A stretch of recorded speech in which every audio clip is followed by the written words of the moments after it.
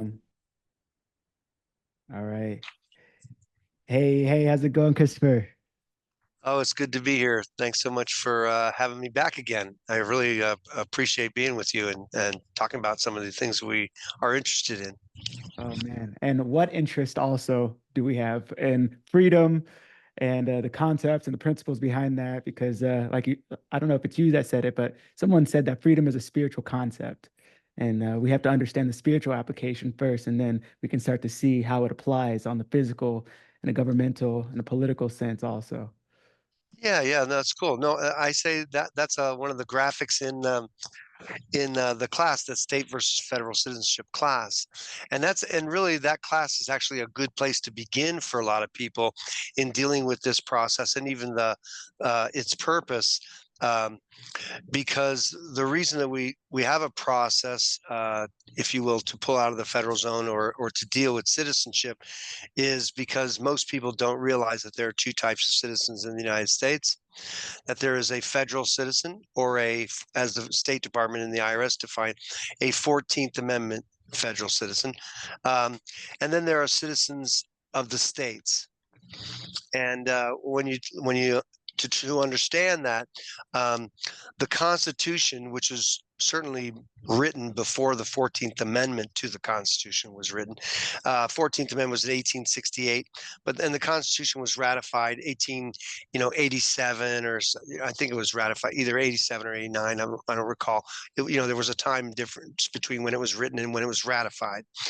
Before the Constitution was ratified, the states required that there be a Bill of Rights or the first 10 amendments to the Constitution in order for the states to adopt it, because they wouldn't adopt it without that. And all those the first 10 amendments are profound and important with respect to understanding the Constitution's purposes and things like that.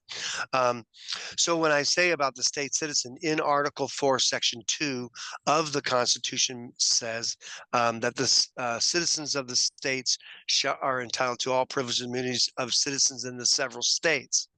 Now, there was no 14th Amendment at that time. So the only type of citizens in America at that time were citizens of the several states. Okay. And the purpose of that part of the Constitution um, was to limit or deal with the federal government to state that they were not to favor one citizen of one state over another citizen. So whatever they did with any one citizen, they had to do for all. And that's the reason you have Article 4, Section 2. The citizens of the states are entitled to all privileges and immunities of citizens in the several states. And and and so even though someone may make reference to a United States citizen back then, there was no uh, there was no statutory, there was no federal 14th Amendment citizen. And so that was just a loose way of like referring to a German or an Italian as a European citizen. There are a lot of European citizens, but Europe right now doesn't have a statutory citizen. The citizens of Europe are based upon that they have their habitation domicile or that they're citizens of their countries. America is the same way. America is not a union.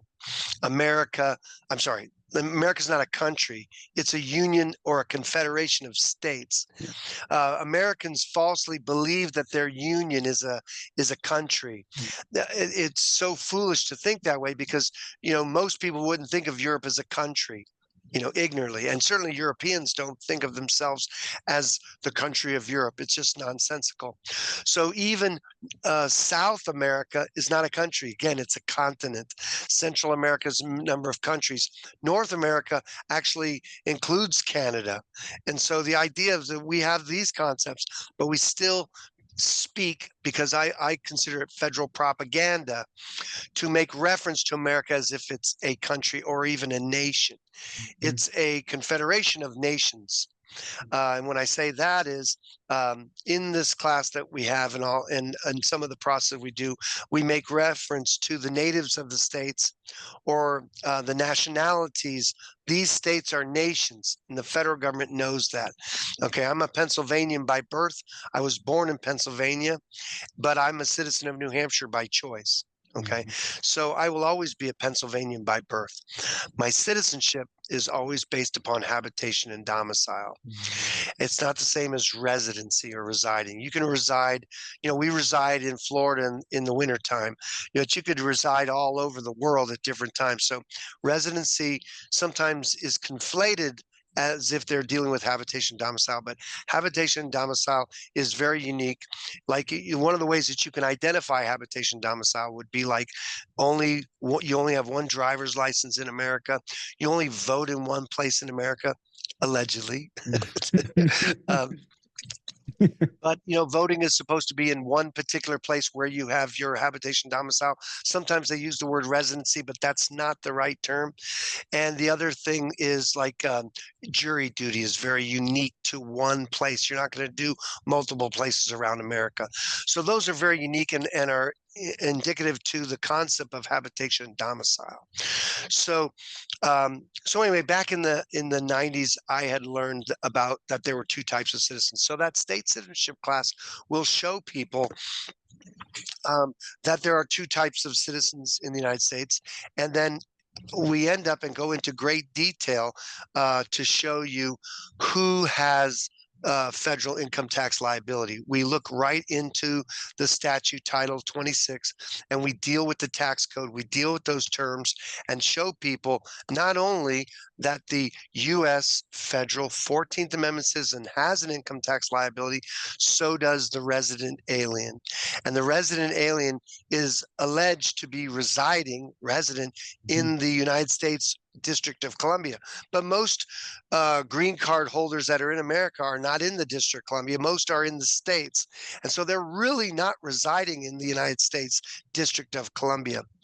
And so that's a unique thing to understand in understanding these processes is the concept of the term United States. And it's not an accident that term is so misunderstood. So we spend quite a bit of time dealing with that term in this class, and certainly the tax code deals with that term. And it's very exciting to see what the law actually says and to make that difference. And so one of the things that I think one of the benefits of the class is that you get to see that the income tax is actually constitutional. And so we go into great detail to show you how the federal government has its power by the Constitution to do pretty much what you see it doing today, regulating almost everything going. And all of the Code of Federal Regulations that deals with astonishingly amount of different data, the federal government has that authority to deal with those things within their jurisdiction and things like that. So to understand the limitations of federal jurisdiction and where and how that is, not only the geographic location of DC, Washington, DC, Guam, Puerto Rico, Virgin Islands, those things, but that the federal 14th Amendment citizen is also a citizen subject to the jurisdiction thereof, and they are in that jurisdiction and consequently taxed and regulated accordingly. And so again, that class is going to go into that in great detail. That class is at destinationfreedom.org, and it's recorded so you can watch it. It's about 6 hours worth of class, and that'll pretty much bring somebody up to date, if you will, on how we're looking at that, and certainly how the federal government deals with its citizens that are subject to the jurisdiction thereof. That being said, when people choose to not be in the federal zone, or they choose to determine if they have an income tax liability or not, we have a process that we do with the State Department. It's in the category of passports and all, where the State Department deals with they deal with citizenship, and that there's oaths that are taken in that process. When somebody is changing that status, if you will, we do a process with the State Department. We have an explanatory statement that goes along with the application. If someone has had an application or had a passport before, then we correct those previous errors. And if they haven't, then we set up for the first time the truth about their citizenship, that their citizenship is based in their state and their habitation domicile and not the 14th Amendment. Once that's done, and they get their passport booking card, then we'll do a Freedom of Information Act request or a FOIA request and get certified copies of their passport file signed by the Secretary of the United States. That's a wedding signature that you could use. It's sealed and riveted together and all. And so you have that so that if ever you were in court, you could present these documents to show what you've submitted under penalty of perjury as true and correct. So that's really the reason why we do that and begin it in that place. Absolutely beautifully said and constructed. And again, guys, I've taken the class. I'm doing the passport process right now. I'm at about the point where I'm going to get my FOIA request. I just had a couple of things with getting a card, which we've been talking about. But the process is clean, guys. And that's the one thing that I really enjoyed about your material, your course and your study material. And you said you have a book. Maybe we'll talk a little bit about that in a second too, coming Oh out yeah. here pretty soon. Oh, But I appreciate you holding me to that. No, yeah, we I keep each tell other you, accountable here. in the busyness of life, you so like, the book doesn't write itself, No, I've written it already. I'm in the editing stage of it. So it's bad enough. It's like, man, see, isn't that a weird thing? I mean, that's, sometimes we don't put ourselves or the things that we determine are profound or powerful. They don't always take first seat in your schedule, and I'm trying to learn that. And it's not. I think that it's important to schedule the work that you're going to do, not just say it's going to be done by this, and then you don't really have it on the schedule. I think it has to make the schedule. I have an accountability call with my brother every week. I haven't spoken to him, and no, Right, no, I mean he's traveling and all, but it's like we talk all the time, but not on that call. I mean we do, and I could call him and all. He's traveling right now and all that stuff. But life just kind of slips into it's like life is happening, whether we're deciding it's going to be the way we're looking for it to happen.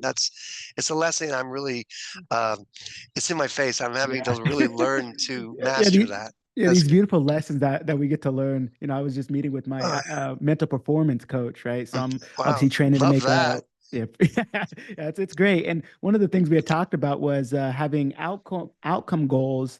You have an outcome goal, which is my outcome goal is to win a world title or to win the world team trials, which is in less than a month.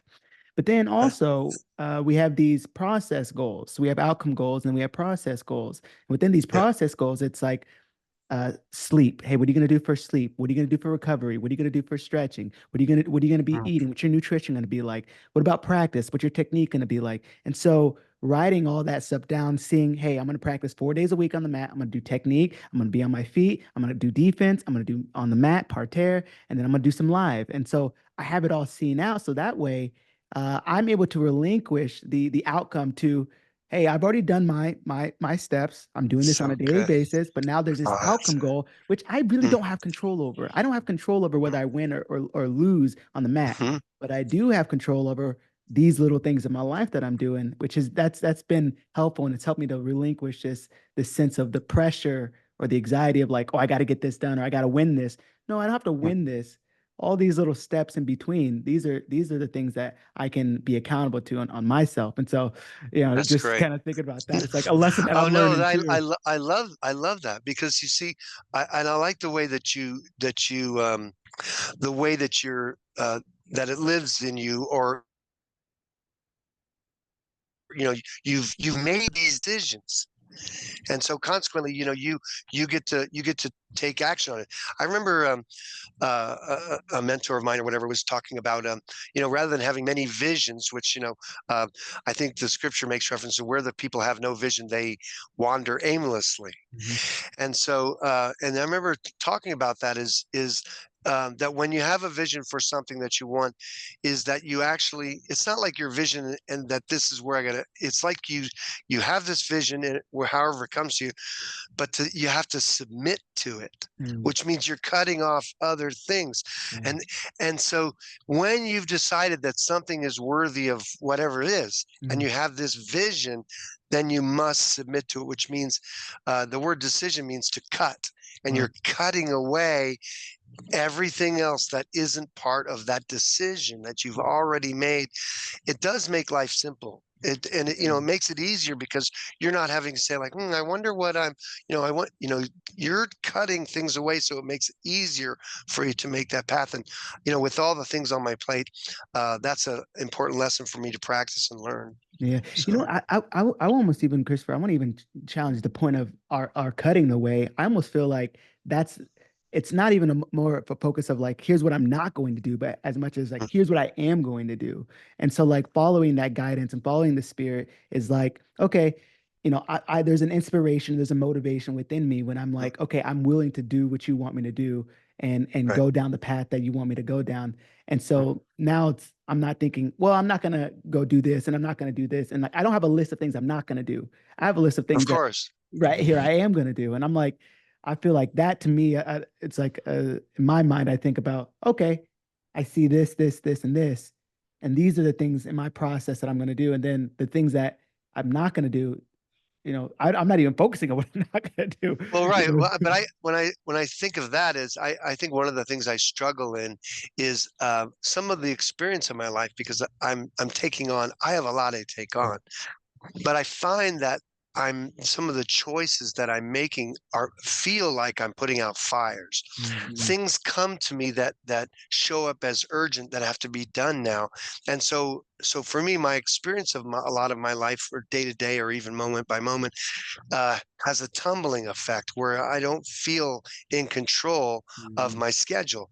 Now, that's not everywhere because some things I schedule and they come up and I do them, and but I really think for me, I have to submit to do things that are on my schedule and not allow things to come and interrupt that, Mm, you mm. know.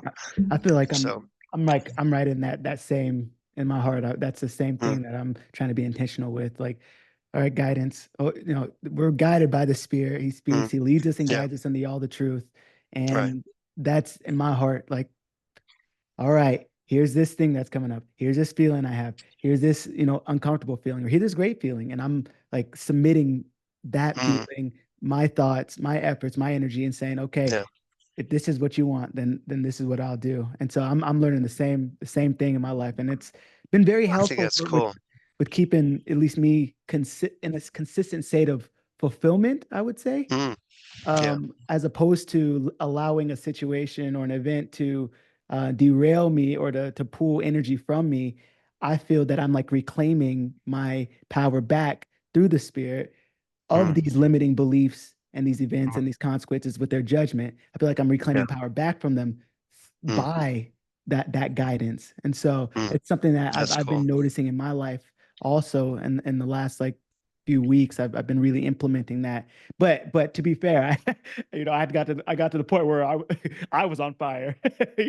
Really, yeah, So I yeah. got to the point where it was a little destructive there, and admittedly I'm like my own choices and my Mm. own resistance to the spirit, but I'm finding peace in that inner relationship with the creator.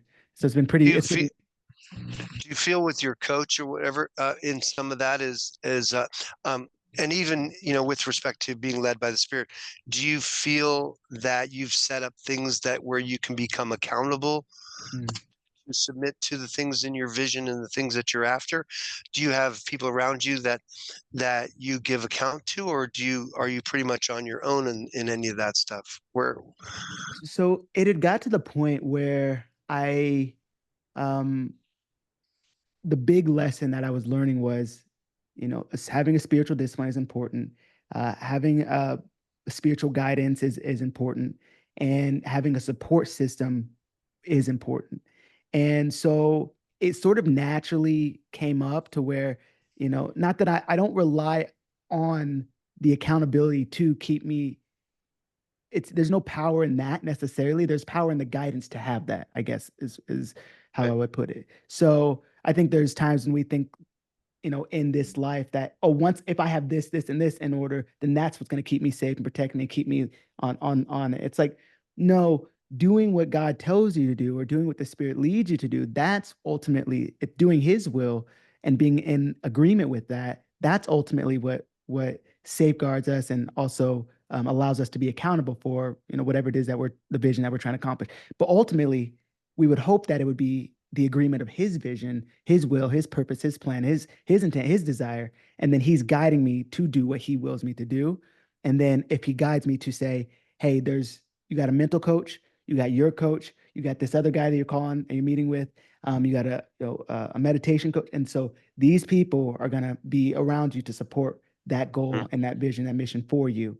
And right. but it's by my guidance that you are going to them, not Mm, you just making a decision to do it because you think that that's the right thing to do.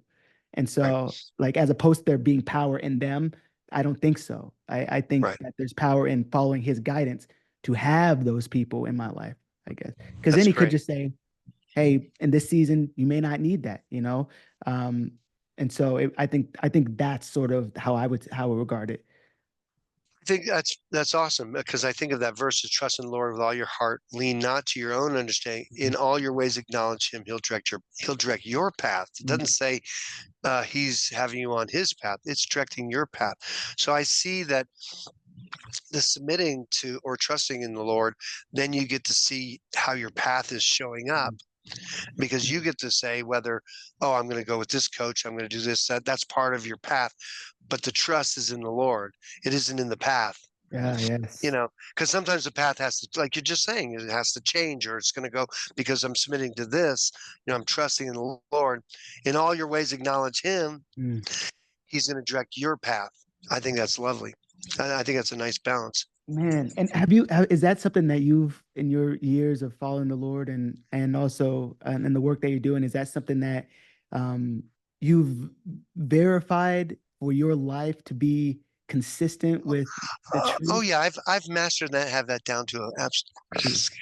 No, I was gonna yeah, say, yeah, yeah, good okay, luck. Yeah, okay, yeah, no, are you kidding me? No, that's always the struggle. No, I mean, hey, listen, that's the standard. I am not the standard. sure, sure. It's in my struggle to see that happen. But no, I mean, listen, but I'll tell you I know that Mm, the work that I have on my plate is exactly where God wants me to be. I have I'm crystal clear that this subject matter of dealing with government, dealing with helping secure people's rights is exactly what God has called me to do. I am in my gift. I know that without any that is without a doubt exactly where my purpose is. And let me tell you something, when you know that, there is a peace. And mm. so that I know. I just have a whole bunch of other things that I'd like to have happen, in addition to that. And it seems like that's moving like at a snail's pace. But Right. I'm in a really good place right now. And I know that even emotionally or mature, a certain level of maturity is I'm shifting and changing because the work that I'm doing here is actually expanding, and I can't be the same person who came to this place. I'm actually having to reinvent myself, learn Mhm. things in order to be into that next place. And I think that's the uncomfortableness, that unknown is still playing out. But it's still in that faith of that this is exactly where I have to be, Yeah. and I'm excited about that. And I've, as an entrepreneur or as having a gift of being an apostle, is not unknown to me Yeah. because an apostle brings new light to his generation. Yeah. And so this information that I'm presenting and teaching people is not new. It's Yeah. just new to our generation Yeah. and the people that are here. They are now going to get to see and enjoy this information that's not common.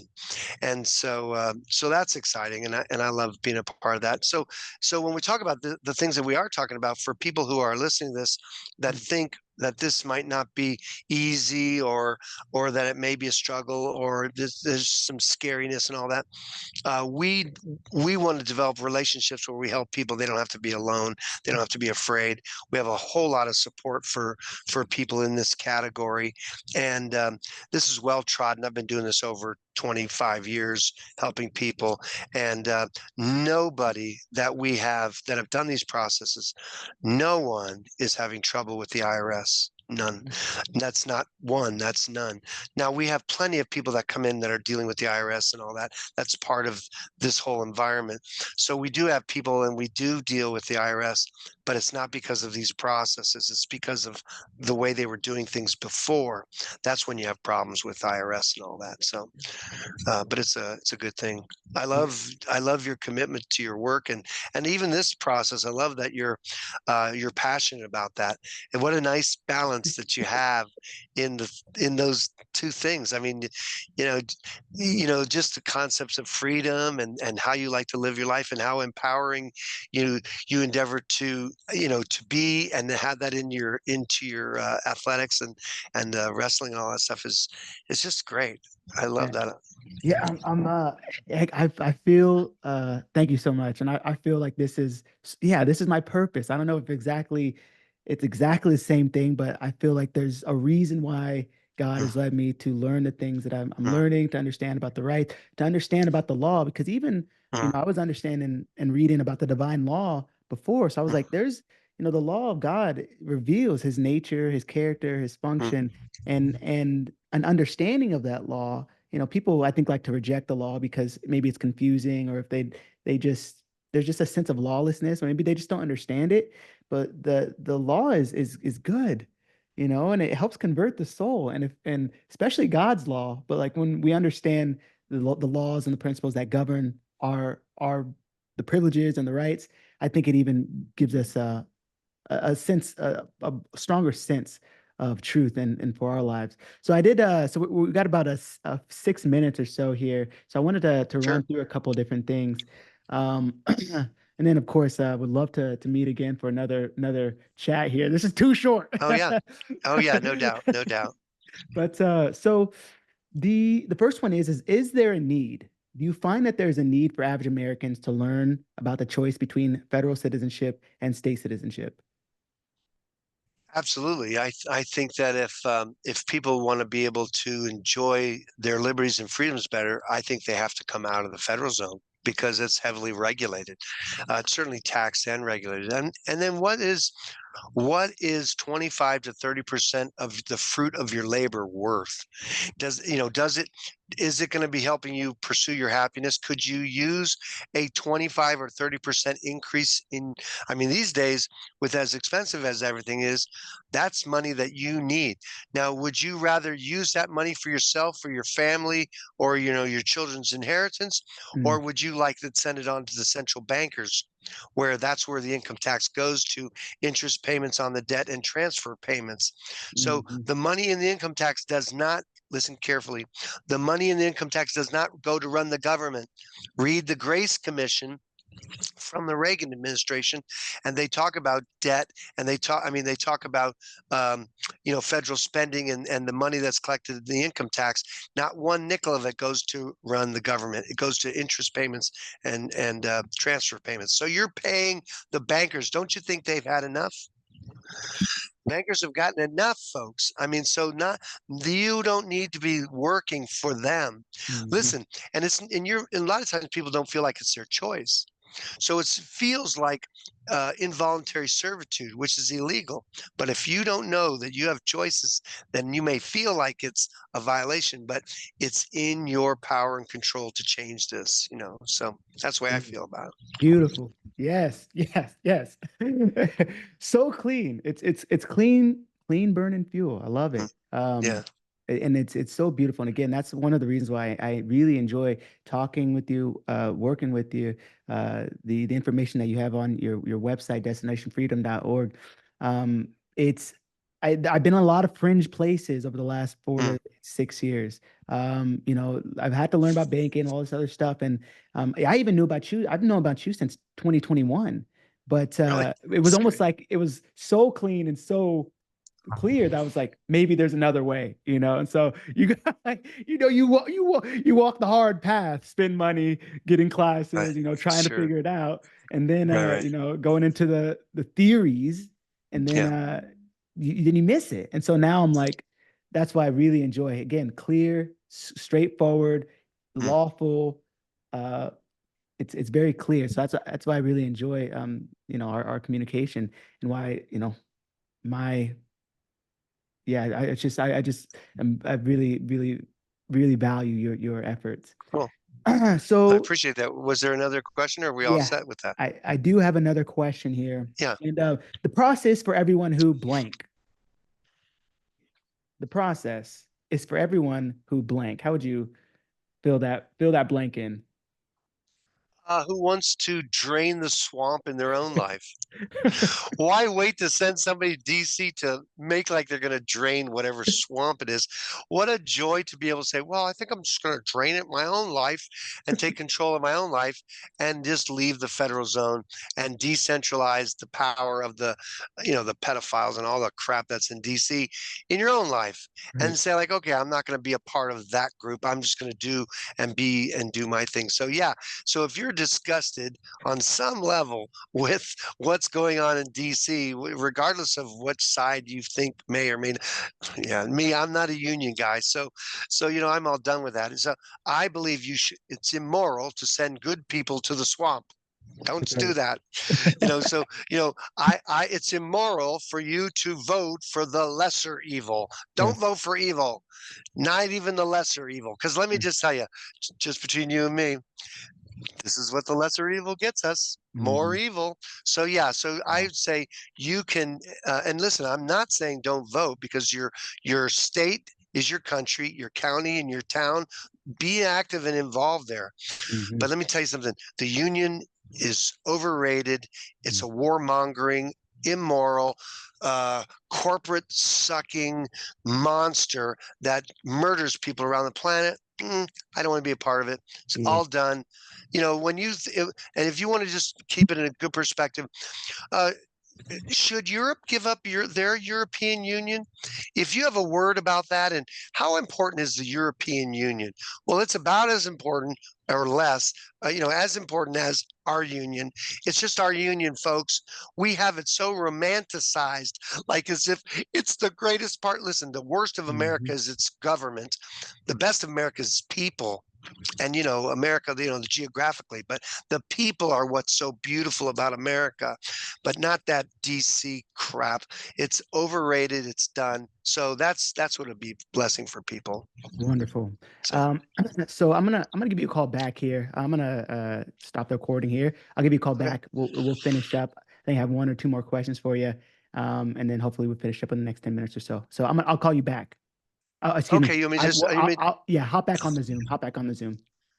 okay, that's cool. You want me to just stay here, or we're just gonna? Well, look, It's gonna cut off. It's gonna cut off. It only okay, gives you like all 40 right, minutes for free. So yeah, yeah, okay, I'll that's cool. rerun it again. Okay. All right, yeah, man.